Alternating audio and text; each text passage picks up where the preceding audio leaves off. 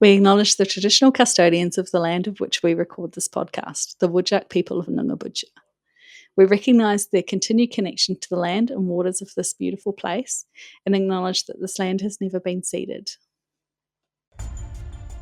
Step into the realm of daring ideas and transformative dialogues. This is Voices from the Edge, the podcast that pushes boundaries and ventures beyond the ordinary. Here, we confront the crucial issues that shape our world today. From the heartbeat of community challenges to the untold chronicles of leadership. From the relentless pursuit of social justice to the essential lessons in safety and lifelong learning. Voices from the Edge takes you to the crossroads of change. Because the edge is not just a boundary, it's where growth happens. It's where the real conversations begin. So lean in, be inspired, and let's explore what lies beyond the edge. And joining us today is the marvellous Sally North. Sally North, the WorkSafe Commissioner. Can I tell you what an absolute honour and pleasure it is having you here and even being able to talk to you about certain things. Pleasure to be here. Sally North is the WorkSafe Commissioner in Western Australia, having acted in the role for about a year before being formally appointed in July 2024. In this role, she is the Work Health and Safety Regulator for the resources and general industry sectors. Commencing as an inspector, Sally has over 20 years' experience at WorkSafe in operational and leadership roles, and previously worked in the private sector in occupational health and safety. How are you today, Sally? I'm very well, thanks, Tom.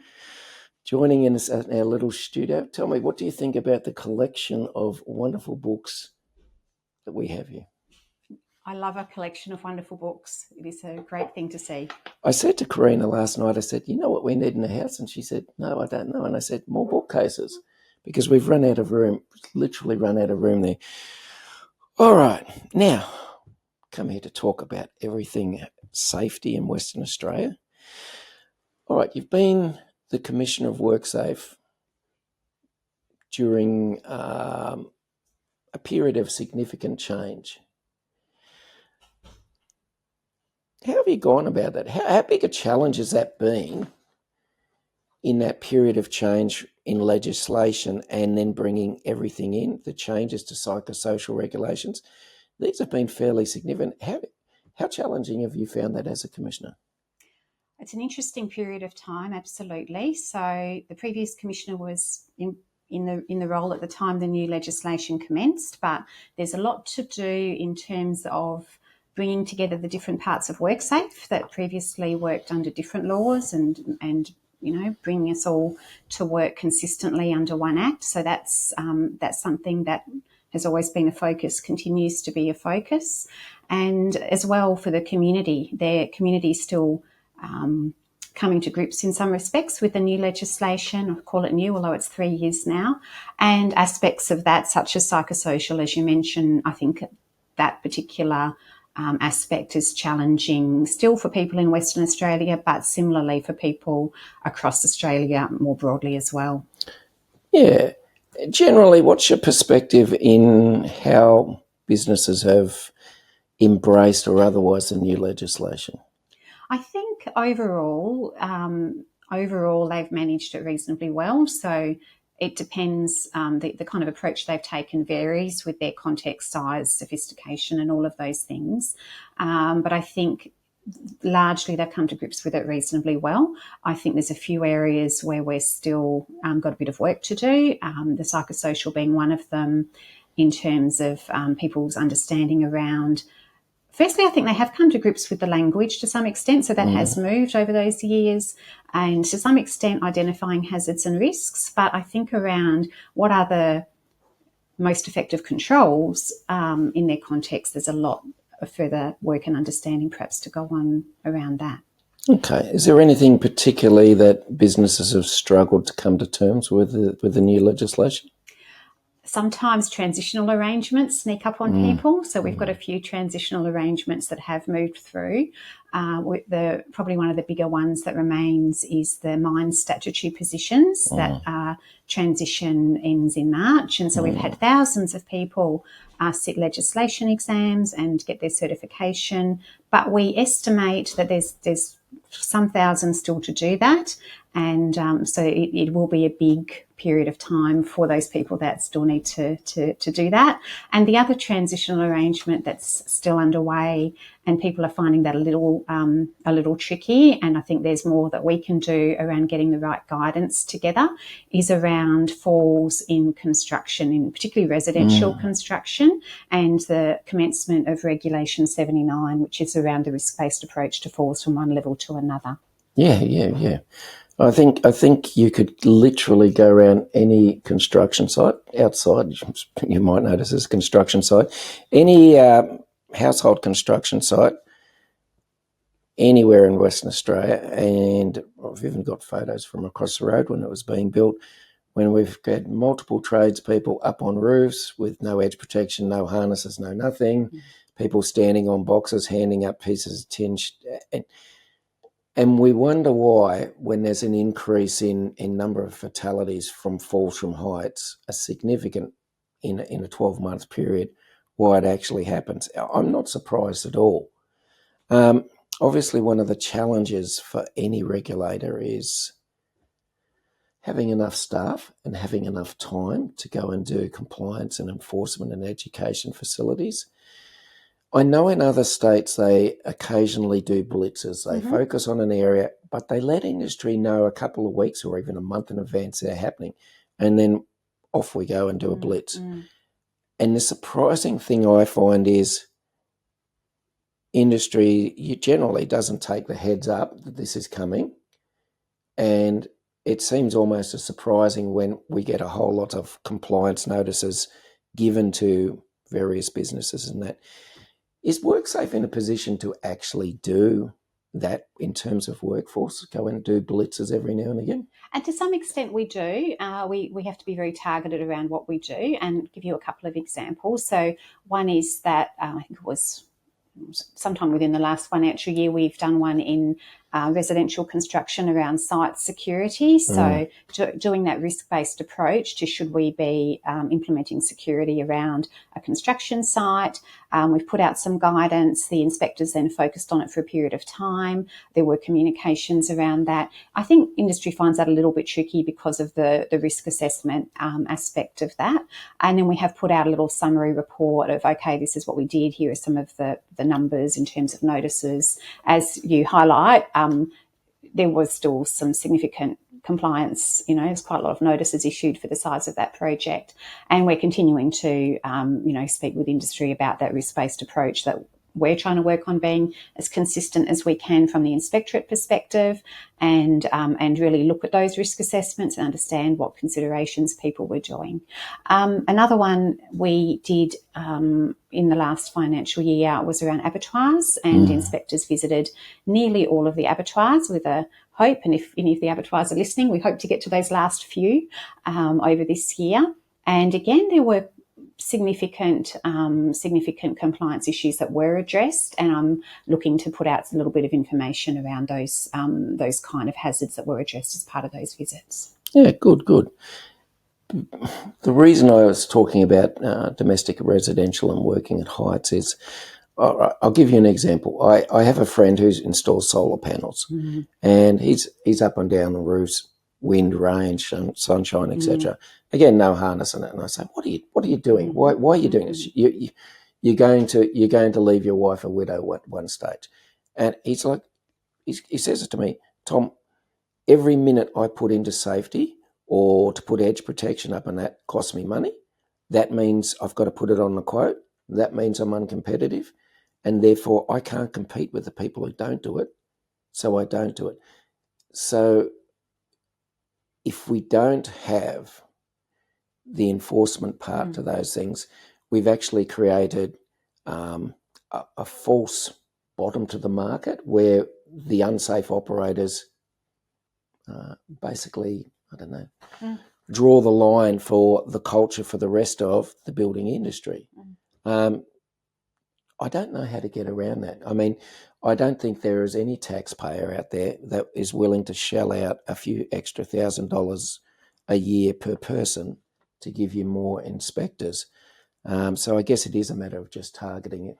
It is, and that's a really great example. That industry is a hard one for us to probably find because, as you can imagine, they're at an address, they're doing a piece of work. By the time someone might have rung in with a complaint, they may have finished and moved on, so they can be a little challenging to address. It is on the national radar, and Safe Work Australia is working on getting some guidance out around that particular sector right now. But I do think some of those pieces of work where people move from, workplace to workplace are particularly challenging for an inspectorate, but would encourage people to let us know if they see something, because from time to time we are able to get there in a fast enough manner to actually address it. And, in terms of those workers and people, with that kind of commentary around that, it's really important, as you know all too well, that smaller businesses, and there's a lot of them in this market, they're really dependent on the business owner, both in terms of their fitness and well-being is fundamental to the business, but they're also setting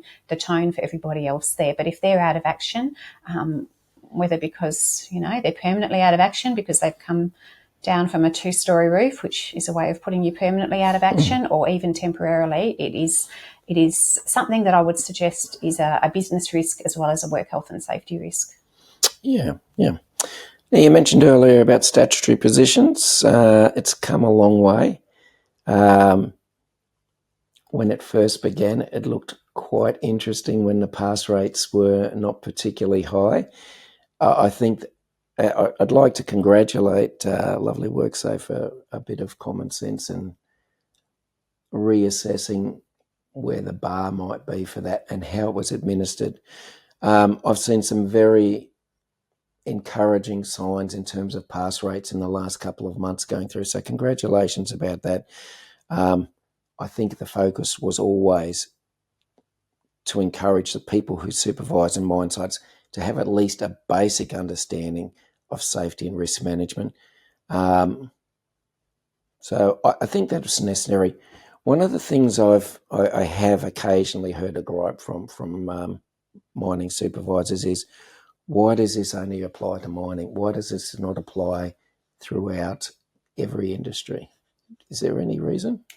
I think it applies in mining because it was developed, it built on existing legislation out of mining. So I think there's an element of industry expected to see something in this space from mining because they've had it under the previous legislation. It's been enhanced, I guess, for want of a better word, in the current legislation. But I think we've had some quite positive feedback sometimes around what people have learned. For example, industry saying, this issue was raised and the supervisor actually knew straight up some of the requirements and provisions because they'd been through that. So industry's been reasonably supportive for a piece of fairly prescriptive legislation from mining.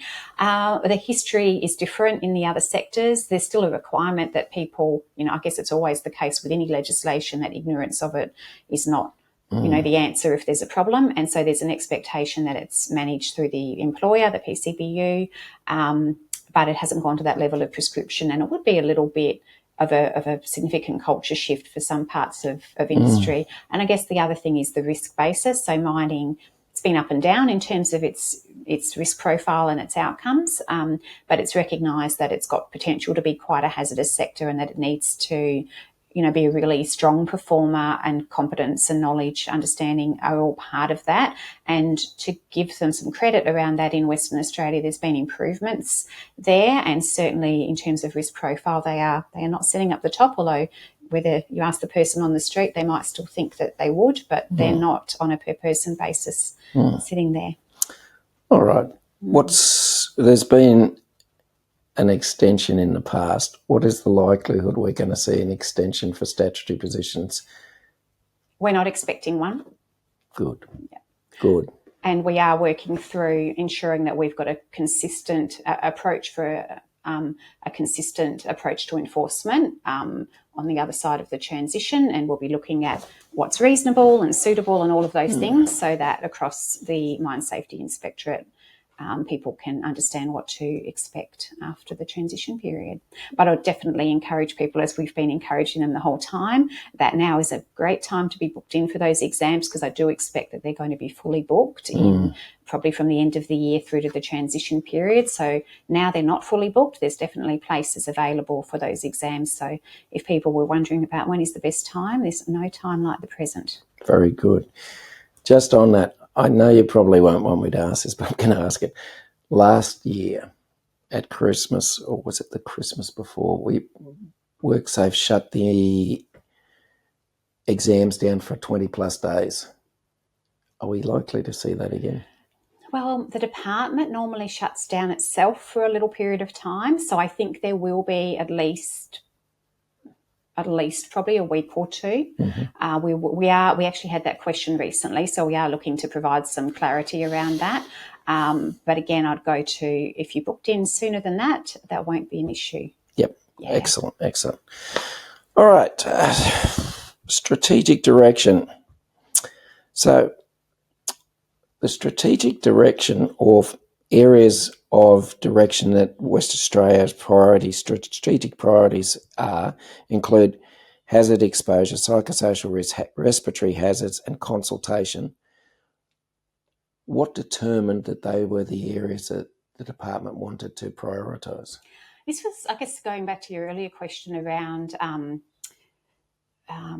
the period of change. And so we did some work around what are some issues that are relevant across different sectors and different parts of industry that we can contextualise to each sector and still make it quite relevant and useful, and also align to national targets and priorities. So our way forward strategy, which is where those priorities are listed, it does line up with the national work health and safety priorities. So the repeat hazard exposure one, for example, we're looking to do what we can for each sector around those common hazards and risks that do keep repeating in those sectors, and contributing to fatalities and serious injuries. And in that way, it's intended to contribute to that national goal of reduction in fatalities and serious harm.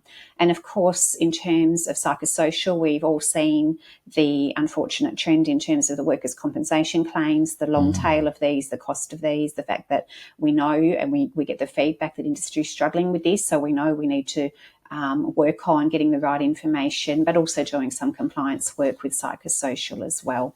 And then respiratory hazards, again, people in work health and safety are well aware that it's been a challenging, number of years around respiratory hazards, with the re-emergence of silicosis, largely related to the use of engineered stone before the change in the silica content was brought in with those legislative changes, but not entirely related to that material. We do get some cases from other exposure sources as well. But also when we look at our risk profile around respiratory hazards, asbestos is still very much an issue. And I think for WA in particular, we have a lot of asbestos in our communities, our workplaces and our other buildings and structures. And if we're not proactive around those kind of long latency hazards, we will not get on top of those rates of mesothelioma. And then finally, consultation as an enabler. So it's really important, as you know, with having that excellent feedback loops to ensure that employers and people in management really do hear from people, understand the issues and challenges, and are able to, successfully, I guess, hear those issues, concerns, and really work on the real challenges of the day, I guess. Yeah. Good. There's so much I can unpack in there, but first of all, those priority areas. What does success look like for you when you look down the track? What would success look like for you in these priority areas? That's great.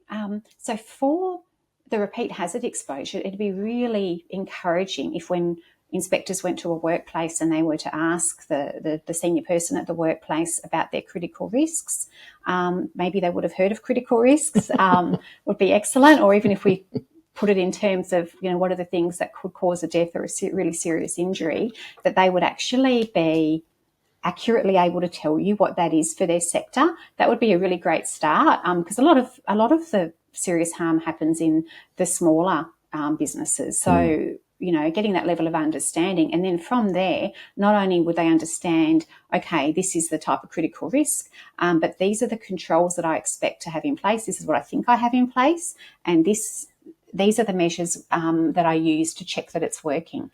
If we could get to that level around some critical risks, particularly in smaller businesses, that would be great. I know some of the larger ones are, they've got systems around those things, but yeah, it'd be great to see that expanded. And I guess for psychosocial, I mentioned earlier, I think people are understanding to a broader extent some of the languages and risks, but it'd be really good if they had developed an understanding of what controls might be more or less effective and some of those systems-based ones, and they were moving away from individualised mental health. I think that would be really positive if we could get there with psychosocial. And as far as respiratory, it'd be just really good if we saw controls that are more reliable. I know the silica legislation, for example, it's quite detailed and it goes into detailed risk assessments and lots of those things. But unfortunately, the rate of clear, uncontrolled dust, that's evidently problematic. I'd like to see that we weren't getting that anymore. Like, you don't drive past a site and you go, massive dust clouds. That would be a win in that area. Yeah, and of course, consultation, that I guess even if, I'd like to see more health and safety reps elected and trained, but even perhaps smaller businesses that don't take that road, if they have health and safety conversations, to coin a phrase, as part of their work, that would be a real positive there. Yeah. There's so many that kind of things. All right, consultation. I still see an awful lot of employers who have watched too much Disney Channel and still think leadership is the Mandalorian. This is the way. God, I wish people would actually understand the consultation. It is, to me, one of the most misunderstood parts of the legislation. No one pays it attention because it's not considered to be the sexy stuff of safety where you lose an arm or a leg or get disemboweled. But to me, it's the fundamental building block of everything in safety, the sharing of knowledge and learnings. How do we go about to get people to actually understand that they're not just missing an opportunity of having, the people who do the job, which are subject matter experts sometimes to actually help them, but they're fundamentally breaking the law by some of the older school leadership styles where you make the decision, you then tell the workers about it, and that's basically the end of the story. I think there's two things there. Firstly, that style of leadership, I don't think younger people respond to it. And I don't think it has much of a future. I think that, all workplaces, all businesses are going to need to employ different demographics as they move on. I just don't think it's going to be successful into the future. So I think there's going to be a business imperative for that to have to change. I just don't think it's going to work long term. And in terms of, understanding the benefits of consultation, I go back to, well, how can we help people understand that it actually is part of their risk management and that it could be beneficial, indeed is beneficial to them? Because if you think that you have something in place, or you think that you've identified hazards, or you think you're compliant, having consultation will help you come to grips with the reality of whether that's true or not. And if you're failing to do that and it turns out it isn't true and you've got issues and problems, you've got a risk management failure. So I think there's inherent value in it as part of risk management. And if, businesses come to grips with how to understand if their risk management is working, I think it's part of the answer. Good. All right, safety reps, one of my great passions. I have had a lot of time for safety reps. I've actually been as safety reps in 2 states. The disappointing thing for me for safety reps, it is not just a West Australian issue, so don't ever think it is.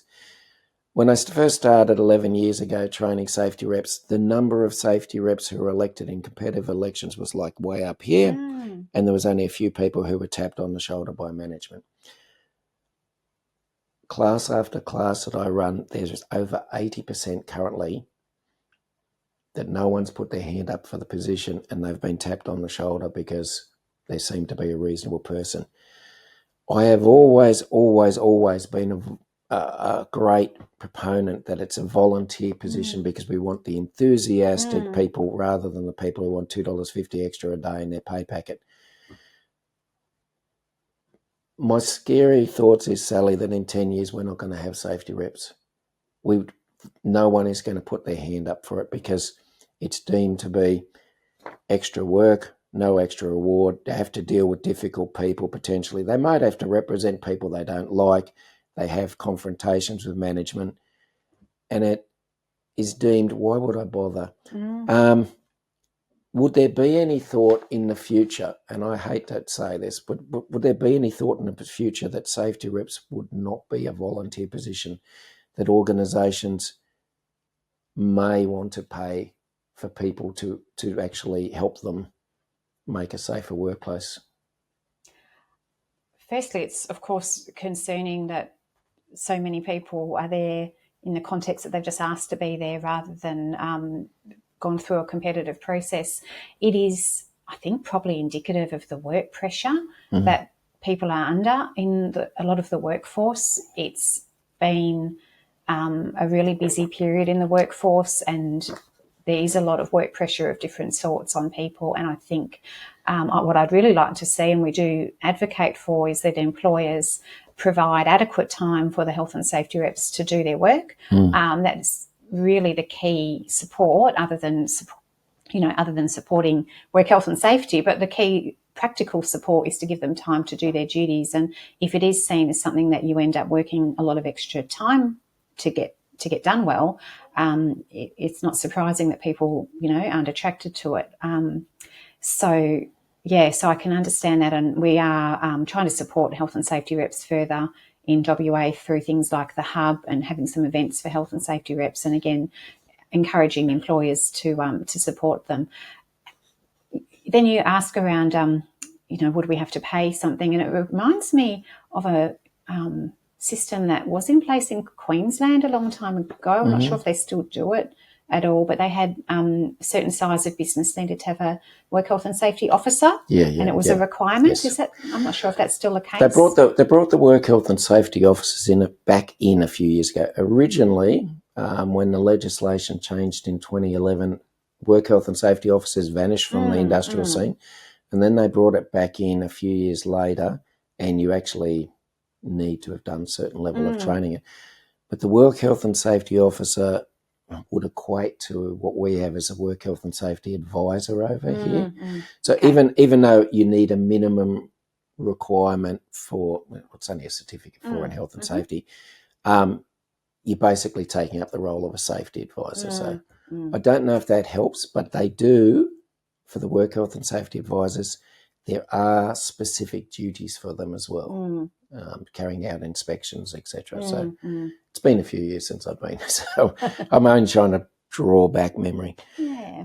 Okay. Not written on my sheet, but something I've always worried about. Safety legislation. We know that ignorance of the law is no defence.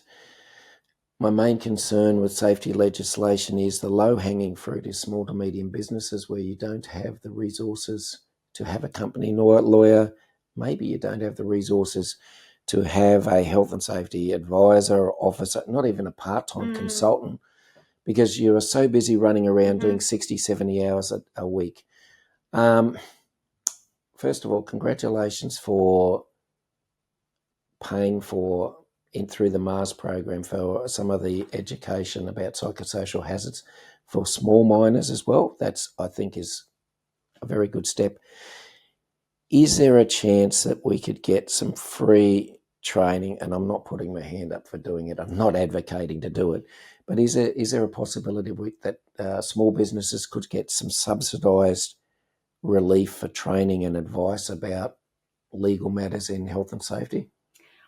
Look, there's no programs at the moment around subsidies for those things. We do want to look at internally, are we able to put on, further education events, etc., around psychosocial? Some jurisdictions have quite significant programs on psychosocial, workshops, events, webinars, and things like that. So that is something that I'd really like to see us be able to do a little bit more of. Having said that, if they're a small business, I really understand what you're saying, that a small business owner is essentially everything. They're doing all the things and they're trying to comply with so many, pieces of legislation, whether that's getting their tax right, getting their paying any workers correctly, any other legislation applying to their business. And probably a little bit like that is from time to time they probably get help. They probably get an accountant in for their finances, and I would encourage them as well, even if they can't have someone on the payroll for this, but that they would perhaps get someone in to have a look at their work health and safety, even, periodically, to help them with that, because I appreciate they can't take the time to, go and do a course of study on this themselves or extensive research. So to take that approach of, okay, can I just get someone in to tell me a little bit about my industry, what the main hazards are, and have a look at how I'm managing those main hazards is probably well worth it. Good. All right, back to priorities. Repeat hazard exposure and repeat hazards, which at the tighter end of things end up killing people. Yeah. First of all, congratulations. I saw a little video put out by WorkSafe the other day about open stopes. Oh, hallelujah. I've been decrying open stopes for quite a number of years because to me it's one of those things that you go, why doesn't industry learn? Why doesn't industry learn? Does it worry you that perhaps industry doesn't learn some of the things? Because we seem to have, and I'm certainly not wanting to put inflammatory words out, dumb and stupid incidents where people get killed happening year upon year upon year. It doesn't matter what state it is. It's in the same industry, let's be brutally honest. And you go, how can we not learn from this? Does it worry you that it happens? It does. And there, that's an example. Falling through a skylight in a tall building, it's hard to know what to say, the amount of times that keeps happening. We put out a little information product on that at the end of last year to try and raise awareness around that, because it is just time after time. And, it is a little bit frustrating. Organisational learning is hard to sustain, I think. And again, I probably go back to greater risks with the small and medium enterprises, and sometimes people have an attitude such as, this hasn't happened to me before. I've, navigated around this hazard so far into my career, and might think that the controls are unnecessary or that they're common sense. And it's, just not the case with some of these things. They are literally critical risks that have to be controlled. And we are starting to see some reasonably substantial penalties in the prosecutions that arise in some of these cases. Good. All right, you're a member of Safe Work Australia and the heads of workplace safety authorities. How has that influenced, or has that influenced how you approach safety in Western Australia? Oh, that's a really interesting question.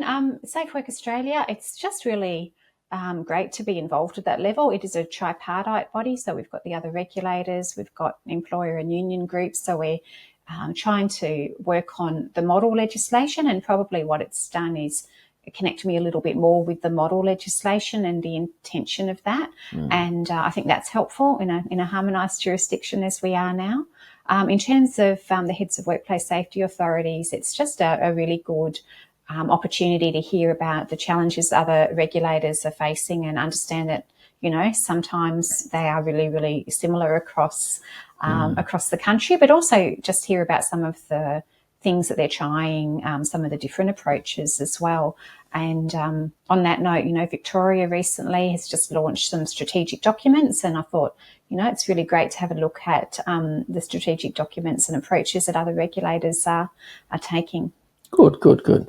Speaking of Victoria, I recently saw a lovely little graph about prosecutions and record levels of fines. it seems to be the state at the moment where they seem to be imposing an awful lot of fines on industry. Is that the approach that we're likely to go down to?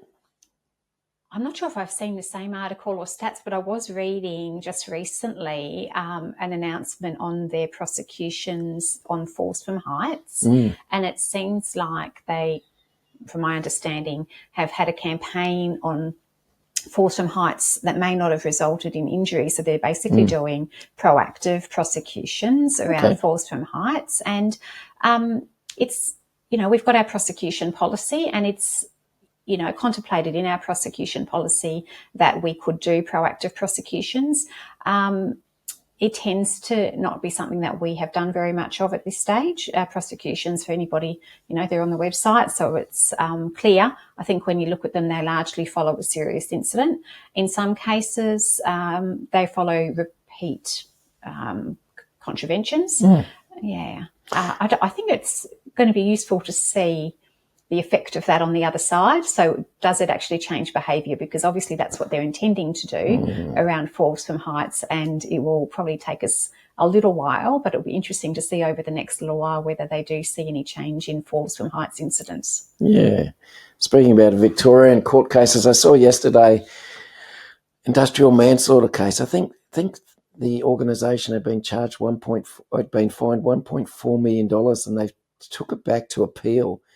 And that fine has now been increased to $3 million. Are we ever likely to see anything like that in Western Australia? It's hard to know. I haven't seen that case. I'll look to read about that one. Hard to know. And industrial manslaughter, I think we said at the time when it was introduced, and still say today, that it is a very strict set of contraventions. That, to contravene that, there's multiple things that have to line up and be proven beyond a reasonable doubt. So it is always going to be a very rare event, and for good reason, because it really does mean that people have been knowingly exposing people to critical risks and not taking any action, and that we're able to prove all of those things. So I think it's still my position that any use of that legislation is going to be a rare event. Yeah. Greg Smith once said to me, he finds it highly unlikely that a corporate PCBU will ever be found guilty of industrial manslaughter in Australia, because the PCBU and the officers may have very little control over the day-to-day operations of the workers. Is that fairly accurate? If you look at what's happened, you look at the cases that have occurred with industrial manslaughter across Australia, it would seem to be accurate. If we look at the past, it would seem to be quite accurate. Yeah. I will be honest with you. When industrial manslaughter first got introduced into Queensland, I think it was the second jurisdiction, I was quite happy because I've always been a bit of a workers' advocate. But it hasn't quite panned out like I think a lot of us may have thought it might have panned out. But having said that, as you said, there is an awful high burden of proof to get it through, and perhaps the level of fear of employers in Western Australia in 2020, when we were talking about it being brought in, perhaps was a bit unjustified. But I'm guessing we'll see down the track. Okay. Harmonisation. We talked about harmonisation. Is it still an ongoing process? Are we still looking to harmonise laws at the moment? Because I know the penalties vary significantly between states. We know Victoria is still out on their own. Firstly, is there any chance that Victoria will join the fold? I can't see it in my lifetime, to be honest. Can't really speak for Victoria, but I haven't seen any signs of them harmonising at this stage. So I'd say it would seem that it's certainly nothing imminent around that. And are we still working on harmonisation? Well, right now, Safe Work Australia is actually working through what they call a best practice review, which is something the Work Health and Safety Ministers asked them to look at. And that's involving gathering information and consulting people on harmonisation and looking at where do jurisdictions differ from the model legislation, where they do differ from the model, if we can identify the drivers for that, and is the change a best practice change. So it is a piece looking at how it's working and how many departures there are from harmonisation and what challenges or issues or indeed improved practice are arising from that. So very useful exercise, I expect it will be. And, looking forward to further working with Safe Work Australia on that. Good. One of the things that I constantly get asked about is Queensland, lovely Queensland. I do love Queensland, but sometimes they do some interesting things. Approved codes of practice in Queensland are legally enforceable, and Western Australia has that nickname of wait a while, and I get asked, what is the chances of that ever coming into Western Australia? If you tell me your answer, I'll tell you mine. So it's not on the table at the moment, and it's something that isn't for most jurisdictions. It's not part of the model. So I actually find personally that, codes are still useful. They're useful as they are. And a lot of the work that we do, so, if we're talking about them being enforceable, largely we're talking about, can we write the improvement notices we need to write? Can we prosecute when we need to prosecute? I think in Western Australia we can already do those things, so I'm not sure that it's necessary for us to go down that road. Good. No, I always go, I think there's zero chance. There's zero chance because, as I said, Queensland, I love them to death, but they do some strange things every now and again. And it is, I will say, one of the things I find challenging about states and territories, we tend to change political masters at different stages, and there are short memories about harmonisation and why it's there. And so we have people that change laws without thinking about the national interest first, which is interesting. But the other thing I'd say about codes of practice, they still can be used as a measure of meeting the reasonably practicable threshold. And I think that's the purpose. Practical guidance, how to do specific tasks, a measure of have you done everything possible to manage risk. That's all that's really supposed to do. At least that's what I've always thought. Good. All right. Now, speaking about changes, I believe in that review we might be looking at some of the things which are currently in reportable incidents and not notifiable incidents, and they may become notifiable incidents. Can you shed any light on that? So Safe Work Australia did do some consultation on the notification provisions under the Model Work Health and Safety Act, and I guess we're looking to see, are there some gaps around it, and also some opportunities to clarify. So clarifications are fairly straightforward. Some of the wording of the current one has on occasion caused some confusion. So what is a serious head injury or a serious eye injury? How can we clarify that to reduce the spectrum of things that might be notified? On the other hand, some of the issues more related to occupational violence and aggression have been contemplated. So assaults and things like that, to be, what are the parameters under which we would notify those? And suicide is the other one where there's a nexus with work. There's a few other things. Nationally, they're looking at also time away from the workplace, but as you're aware, WA's already got something along those lines, so that part wouldn't be a big change for us, but it would be for other jurisdictions. Good. So currently we have attempted suicide as a reportable incident. Is that likely to cross over? Yeah, I'd say that that's probably likely. So where there's a connection or a suspected connection with work, it's likely that it will. And it's something that as a regulator, we've done a little bit of work around those matters. They are complex, always inherently complex in terms of the drivers behind those incidents, and we are seeking to take a systems-based approach to those risks of suicide. It is something as well that we're considering putting some guidance out for employers, because if we're talking about this in a work context, how do we guide around prevention and response? So we do have the psychosocial material out there, of course, and that's completely useful in this area. And then the other ones around, if there's some high risk context, then should there be consideration to things that might be a means of suicide. expecting to be swamped, therefore, from the building and construction industry? Hard to know. Clearly, that industry is known to have more, to be overrepresented in terms of suicide. It's also got a lot of small businesses in it, and I suspect already we don't get all the notifications for traditional injuries that we probably should. So the reporting probably won't change overnight, but we would expect to see a bit of an uptick, yeah. Yeah. All right. I want to take you back to a question I asked you, I think it was 1.5 years ago. You have no idea what the question is, because I ask lots of dumb questions. So, all right. The ACT, this might go into the harmonisation category too. The ACT, around about the time that, first of all, we started looking at stone bench tops, etc., they introduced legislation that all workers must do a course on exposure to silica.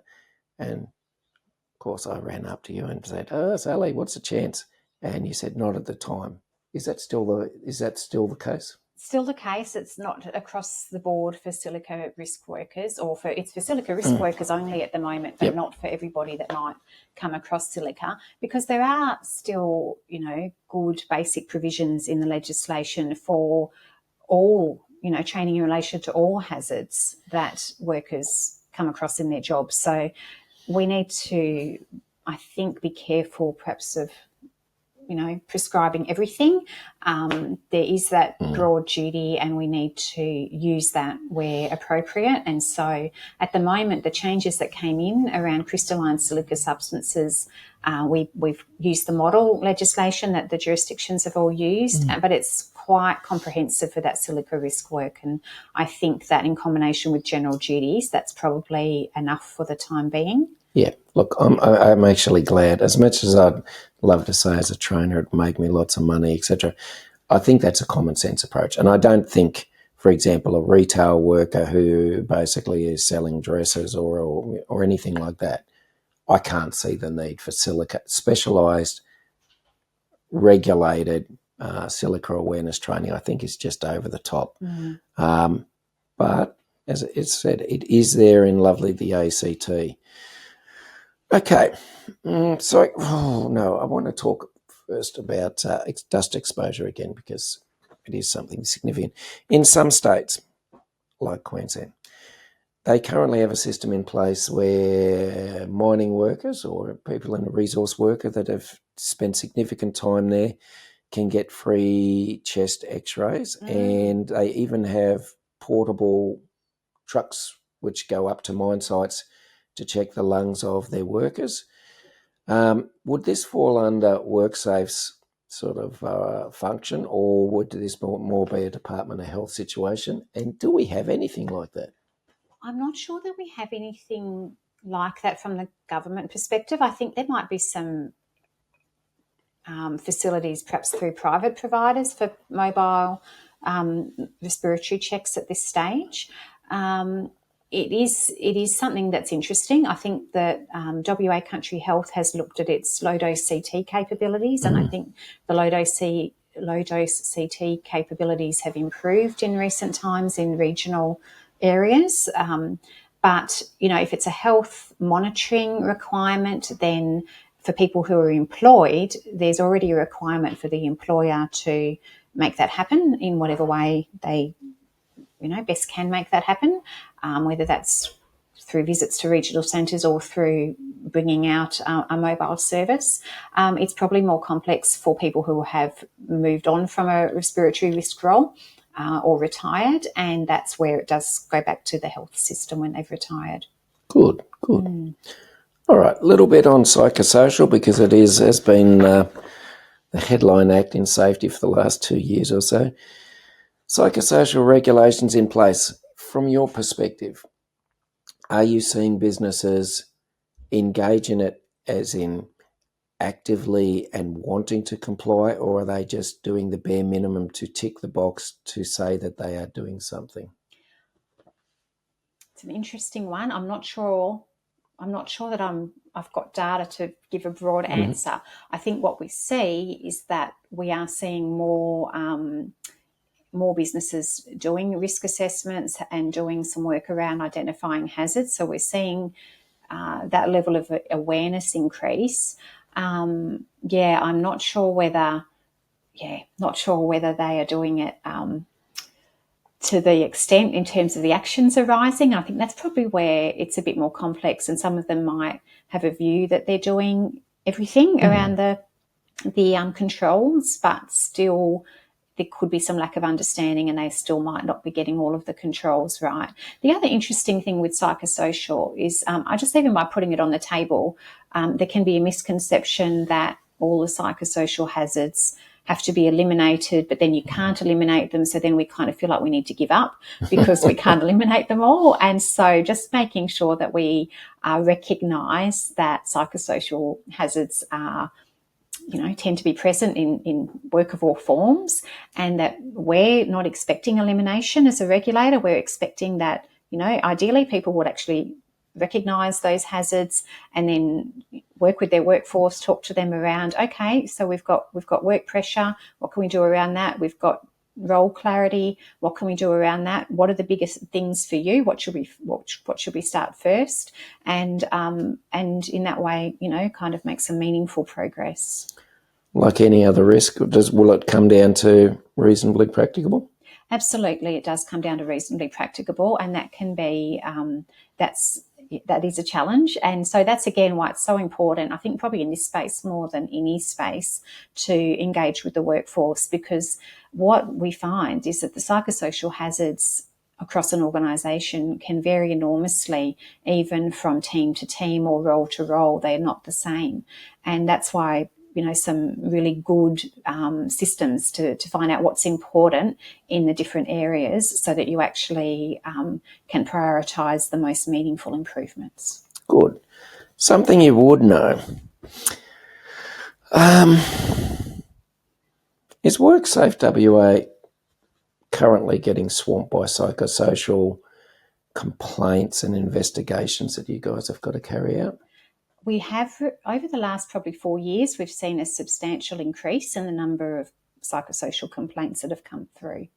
I'm not sure all of the reasons, so I think in part it's better known that we look at these type of complaints and the range of the type of complaints that are available to people to make. So I think awareness has been part of the driver, and I think as well there's less stigma around raising a psychosocial issue than many years ago when I joined the department, and even back then we received bullying complaints, but there was probably more stigma around people saying this behaviour is affecting my mental health. So I think those are some of the drivers, and then as I mentioned earlier, I think there is a lot of work pressure in workplaces, and there are people that are seriously unwell as a result of some of the psychosocial hazards, and I think it's important that we recognise that. So yes, there's definitely a noticeable uptick. Okay. When WorkSafe prosecutes organisations or individuals for breaching the laws, are you concerned that the majority of people in Western Australia, the majority of businesses and employers and people with influence in business don't read or don't know about these things and don't realise the implications? Because if I go to the prosecutions part of WorkSafe's or WorkSafe's websites, there's a lot of information there. But I can honestly say most people I've ever spoke to, they don't even know it's there. And if I speak to them about cases that have been in the news more than a week ago, there seems to be no collective memory.